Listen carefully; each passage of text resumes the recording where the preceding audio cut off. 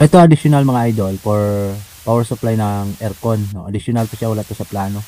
So nais ko sanang iparating to sa mga client natin na nagtatanong sa presyo bakit mahal yung service fee ng mga ganito mabilisan na trabaho, pang isang araw na trabaho. Mahal talaga yan kasi kita nyo pa lang. Ito yung step by step ng isang gagawin ng electrician kapag mayroong mga additional na for power supply ng aircon. Ayan, madalas yan eh. Madalas yan na additional eh. So, bibigyan kayo ngayon ng presyo ng electrician na halimbawa ito yung ginawa ko, pipresyohan ko to ng 5,000, no? 5,000 to 6,000. So magrereklamo kayo na bakit ang mahal, no? So kita nyo yung preparation, ito yung lahat ng preparation natin. Siyempre magga-grinder, maliligo ng alikabok yung electrician, magchi-chipping, magmamason, pagkatapos niyang paplasteringan, mamasilyahan pa yan, no? So siyempre isang tao lang yan, no?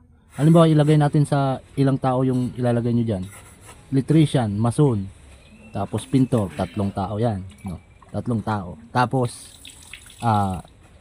tag 1,000 yung araw. Tag 1,000 sa electrician, halimbawa 1,000. Ano yon, wiring lang yung sa electrician at saka piping. Iba yung magchi-chipping yan, hindi magchi-chipping ang electrician. No, halimbawa engineer yung ilagay nyo dyan, hindi naman magano yung engineer na electrician dyan na ako magchi-chipping, ako maliligo, no? Ako maliligo ng alikabok, hindi yan, no? So maglalagay ka din ng pintor dyan na ano, na eskilado, no? Na hindi din papayag na 1,000 lang yung araw ng pintor.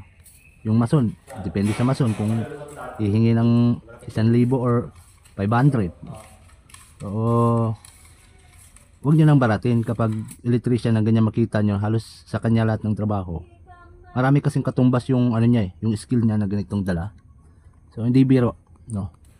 Ito lahat ng ano, preparation ng ano, ng nagko-home service na mabilisan ng trabaho. Kaya mahal kasi mabilisan lang pang isang araw lang. At saka bawat electrician na nagse-service, nagbabaon niya ng maraming diskarte, no? Skilled kasi yung binabayaran diyan, no? Yung skill ng electrician ay hindi talaga basta-basta.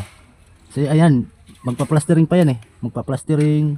Ang dami, di ba? Simula, grinding, chipping, piping, pagmamason, ayan, pagpa-plastering.